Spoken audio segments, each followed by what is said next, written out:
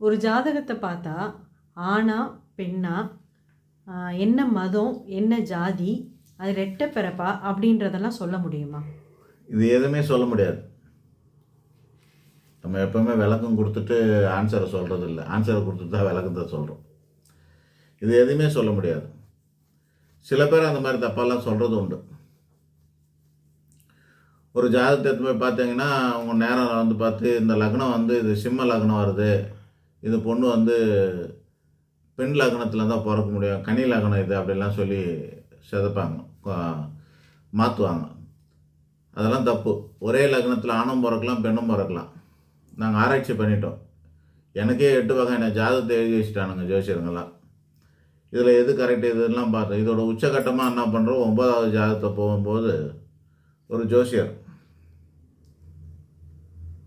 எங்க அம்மாகிட்ட பார்த்துட்டு, "இந்த குழந்தை இந்த நேரம் பொறக்கலங்க" அப்படின்னு ஒரு 1/2 மணி நேரத்துக்கு முன்னாடி டைம் குடுக்குறாரு. ஏன்னாக்கா, அந்த லக்னம் தான் ஆண் லக்னம் வருது.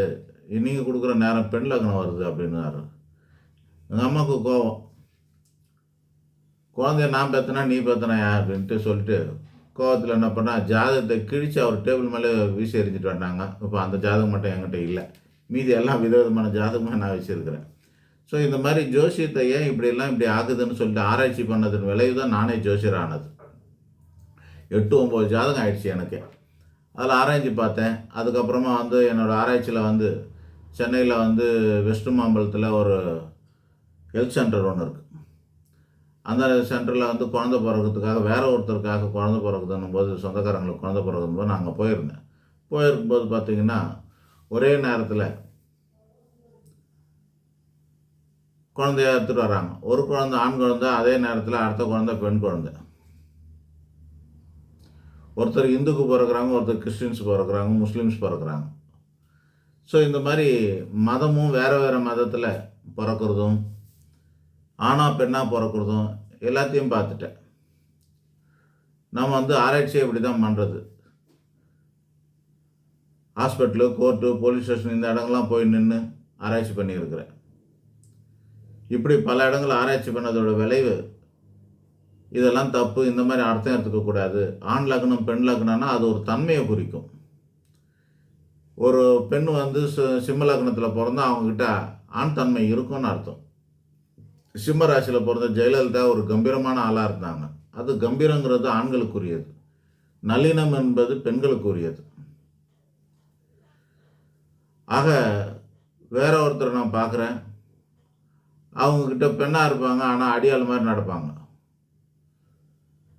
அவங்க நடக்கும்போதே பயங்கரமா இருக்கும். ஸோ இது தன்மைய குறிக்கும். இது ஆண் தன்மையா, பெண் தன்மையா, அலித்தன்மையா அப்படின்னு குறிக்கும். ராசியில 3 இருக்கு. சரசிர உபயம். உலகமே வந்து முக்குணங்களால் ஆனது. சத், ரஜஸ், தமஸ். கிரகங்களும் அது மாரி. அதுல ஆண் கிரகம், பெண் கிரகம், அலி கிரகம் 3 வகையான கிரகங்கள் இருக்கிறது. ராசி 3 வகை இருக்கு. ஆண் ராசி, பெண் ராசி அப்படின்னு 2 ராசி இருக்குது. அவ்வளோதான். 2 ராசி தான் இருக்கு. லக்னமும் அதே மாரி ஆண் ராசி, பெண் ராசின்னு 2 ரகம் இருக்கு. ஆனா இது 2ம் கலந்த சந்தர்ப்பத்தில சில டைம்ல இந்த லக்னாதிபதி அந்த ராசியில போய், அந்த ராசிக்கு அதிபதி இந்த ராசியில இருக்குது. இந்த மாரி இருக்கும்போது அது அலித்தன்மைய குடுத்துரும். கலந்த பலன குடுத்துரும். ஆக இவன் சொல்ற மாரி எல்லாம் கிடையாது. சாஸ்திரம் என்ன சொல்லுதுன்னா, ஒரு ஜாதகத்த காமிச்சு மொட்டையா கேட்டாங்கன்னா பதில் சொல்லாதன்னு சொல்லுது. ஜோசியம் பார்க்காதன்னுது. விவரத்த சொல்லுன்னு சொல்லுது. முதல்ல விவரத்த சொல்லணும். ஜனனி ஜன்ம சௌக்கியானம் வர்தினி குல சம்பந்தாம் பதவி பூர்வ புண்ணியானம் லிக்கியதே ஜென்ம பத்திரிகா. ஒரு ஜென்ம பத்திரிகை அப்படின்னு சொல்லக்கூடிய ஜாதகத்தை எழுதுறோம்னா, அதுல முதல் ஸ்லோகமாக இந்த பாட்டை நாங்க எழுதிட்டு தான் எழுதுவோம்.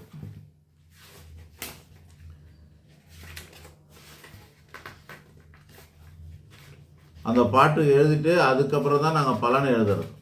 காரணம் என்னன்னா, இன்னாருக்கு தான் எழுதுறோம்னு தெரியாம ஜாதகம் எழுதக்கூடாதுங்கிறது தான் இது. எங்க ஜாதகத்துல கூட அந்த பாட்டு முதல்ல இருக்கும். ஜனனி ஜன்ம சௌக்கியானம். ஒருத்தன் பிறக்கும்பொழுது அவன் எவ்வளோ சௌக்கியமா இருப்பாங்கிறது வர்தினின்னு எழுதுறாங்க. வர்தினின்னா என்னன்னா வர்க்கம்னு அர்த்தம். வர்க்கம்ங்கிறது என்ன அப்படின்னா, எந்த வர்க்கத்தை சேர்ந்தவங்கன்னு சொல்கிறாங்களோ அது மாதிரி. குலம் அப்படின்றது குல சம்பந்தம், எந்த குடும்பத்தை சேர்ந்தவங்கன்னு. பதவி, பூர்வ புண்ணியானம், என்ன அந்தஸ்தில் இருக்கிறாங்க, பூர்வ ஜென்மத்தில் என்ன பாவ புண்ணியம் பண்ணியிருக்காங்க, இதெல்லாம் தெரிஞ்சுக்கிட்டு தான் அவங்களுக்கு ஜோசியத்தை எழுதணும்னு சொல்கிறாங்க. ஸோ இவ்வளோ விஷயத்த சொல்லும்போது நீங்கள் ஒன்றுமே சொல்லாமல் சினிமாவில் காட்டுற மாதிரி இந்த ஜாதகர் உயிரோடு இருக்காரா பாருங்கன்ற மாதிரி அந்த சார்லி படத்தில் ஒரு ஜோக்கு வரும். அந்த மாதிரி எல்லாம் சொல்ல முடியாது. அதெல்லாம் நகைச்சுவைக்கு சொன்னதாக இருக்கும். ஆனால் அந்த மாதிரிலாம் சொல்ல முடியாது. செத்துப்போன ஜாதகத்தை வச்சு கேட்கக்கூடாதுன்னு சொல்கிறாங்க. உயிரோடு இருக்கானான்னு பார்க்கணும், தெரிஞ்சுக்கணும், அதுக்கப்புறம் தான் கேட்கணும். நிறைய விஷயங்கள் எங்ககிட்ட வருது. சில விஷயங்கள்லாம் சொல்ல முடியும். அப்போ கூட லாம் போட்டு பேசணுன்னு தான் எங்களுக்கு உத்தரவு. லாம் அப்படிங்கிற மாதிரி. இப்போது உதாரணத்துக்கு நான் முன்னாடி கூட பல வீடியோவில் சொல்லியிருக்கிறேன், பல உதாரணங்கள். அதில் ஒரு உதாரணம் ஏற்கனவே சொன்னது உண்டு. ஒருத்தவங்க வந்து எங்கள் அண்ணனுக்கு கல்யாணம் எப்போ ஆகணும்னு சொல்லி கேட்குறாங்க. ஜாதகத்தை பார்க்குறேன். பார்த்ததுக்கப்புறம் இவருக்கு கல்யாணம் ஆகிடுச்சாம்மா, ஆகிட்டு இப்போ ஒரு 1.5 வயசில் 1.5-2 வயசில் குழந்தை இருக்குமே, ஒன்றும் ஆகலைன்னு சொல்கிறீங்களே அப்படின்னு சொல்கிறோம். அவங்களுக்கு நம்பிக்கையான ஆளாச்சு, நான் எப்படி இப்படி சொல்கிறேன்னு அவங்களுக்கு சந்தேகம். இல்லைங்க அப்படின்னாங்க. அதெல்லாம் ஆகலைங்கன்னாங்க.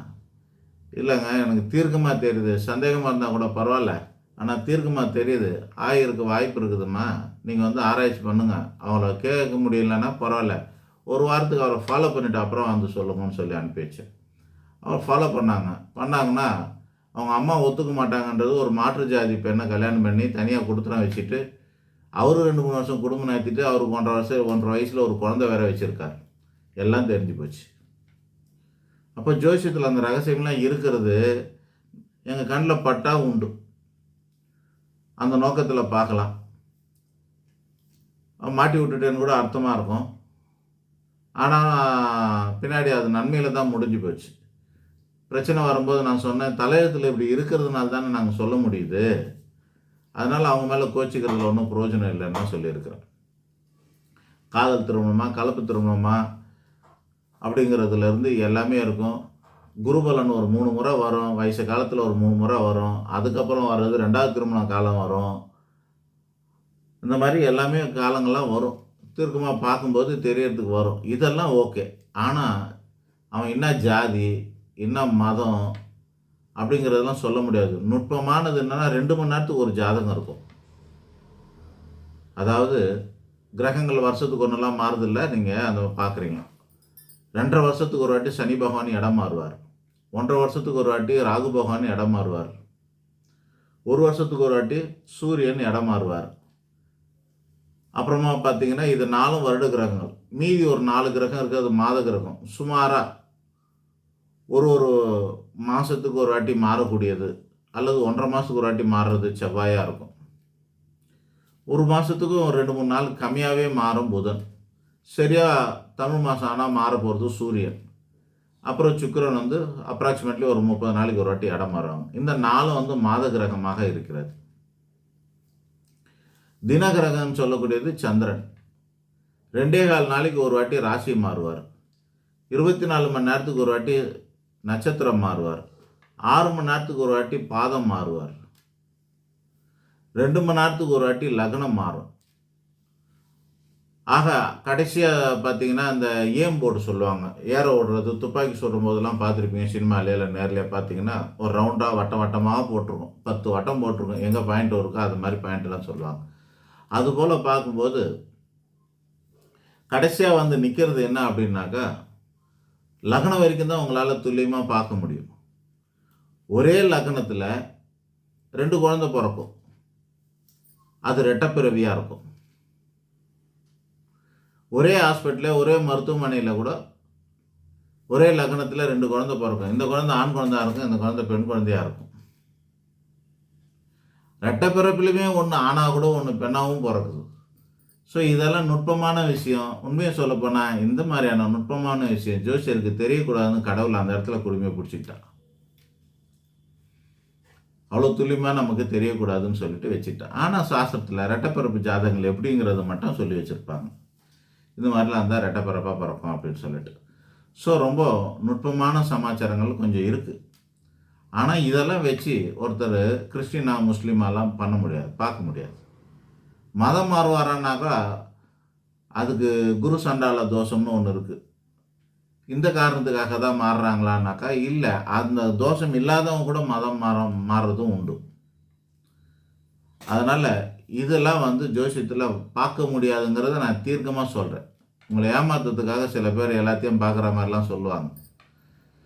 பார்க்க முடியாது, இதெல்லாம் பார்க்க முடியாது. எனக்கு பார்க்க தெரியாதுன்னு நான் சொல்ல வரல, பார்க்க முடியாதுன்னு நான் சொல்கிறேன். யாராலையும் பார்க்க முடியாது. அதுபோல் பொது பலன்லாம் சில பேர் சொல்லுவாங்க. டிவிலெல்லாம் அந்த பொது பலன் வச்சுட்டு பக்கத்தில் இந்த பக்கத்தில் கொஞ்சம் பேர், அந்த பக்கம் கொஞ்சம் பேர், 20 பேர் உட்கார வச்சுட்டு ஜோசியக்காரங்களாம் உட்கார வச்சு அந்த ஆடியன்ஸுக்கிட்ட இவர் என்ன ராசி, இவர் என்ன ராசின்னு சிம்டம்ஸ் தாங்க இருக்கும்.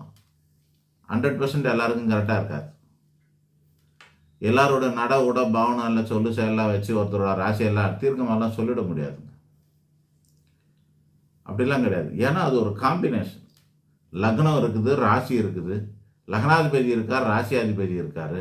இந்த நாளும் சேர்ந்து என்ன காம்பினேஷனில் இருக்குதுங்கிறத வச்சு தான் அவருடைய நட உட பாவனை. சில டைமில் ராசி எமோஜி ஆகி அது வாழ்க்கையை நடத்தும். சிலருக்கு லக்னம் எமோஜி ஆகிருக்கும். சிலதில் ராசியாதிபதி பலமாக இருப்பார், சிலதில் லக்னாதிபதி பலமாக இருப்பார். அந்த மாதிரிலாம் இருக்குது. ஸோ அவ்வளோ இருக்கிறம்போது இந்த பொது பலனெல்லாம் நம்பாதீங்க, அதெல்லாம் டைம் வேஸ்ட்டு. ஜோசியத்து மேலே அவநம்பிக்கை உருவாக்குறதுக்காக டிவிலெல்லாம் நடத்தக்கூடிய ப்ரோக்ராம் அதெல்லாம். ஜோசியத்தில் நம்பிக்கை உள்ளவன் நடத்துகிற ப்ரோக்ராம் அல்ல அது. ஜோசியத்தை அவநம்பிக்கை, இது மூட நம்பிக்கைன்னு சொல்லக்கூடிய அதை மாதிரி மக்களுக்கு சித்தரிக்கணும்னு சொல்லிட்டு பண்ணக்கூடிய நிகழ்ச்சிகள். அதெல்லாம் பார்த்து கெட்டு போகாதீங்க, இதெல்லாம் பார்க்க முடியாது. வேறு ஏதாவது கேள்வி இருக்கா? 4 பேர் 4 விதமாக சொல்லுவாங்க. அதாவது 4 பேர் வாயில் விழக்கூடாது, வாயில் விழக்கூடாது, அந்த மாதிரிலாம் சொல்லுவாங்கல்ல, அதுக்கு என்ன அர்த்தம்னு கேட்டிருக்காங்க. 4 பேர் வாயில் விழக்கூடாது, அது ஒன்றும் இல்லை. அடுத்தவங்களோட வயிற்றெரிச்சலை கொட்டிக்காதன்னு அர்த்தம். சாபத்துக்கு ஆளாகாதன்னு அர்த்தம். அது எல்லாரோட சாபமும் பழிக்குமா? காந்தாரி சாபம் விட்டாங்க, கிருஷ்ணருக்கே பழிச்சிருக்குது. காந்தாரியோட சாபம் கிருஷ்ணருக்கு பழிச்சிருக்கு. அப்போது காந்தாரி தர்மமா அதர்மமான்னு பார்த்தாக்கா அவங்க அதர்மத்தின் பக்கத்தில் தான் இருந்தாங்க. அதர்மவாதியான 100 பேரை பெற்றவங்களாக இருந்தாங்க. ஆனால் அவங்க ஒரு தவசி, கண்ணை கட்டிக்கிட்டே வீட்டுக்காரனுக்காக வாழ்ந்தவங்க, மிக சிறந்த சிவபக்தை. சிவனுக்கிட்ட வரம் வாங்கி 100 குழந்தை பெற்றவங்க. அது எப்படி பிறக்குன்னு தெரியாமல் ரொம்ப கஷ்டப்பட்டு சிவன்கிட்ட முட்டி மோதியெல்லாம் டெலிவரி ஆகிற மாதிரி ஆகும்போது கர்ப்ப சிதைவு தான் ஏற்பட்டுச்சு.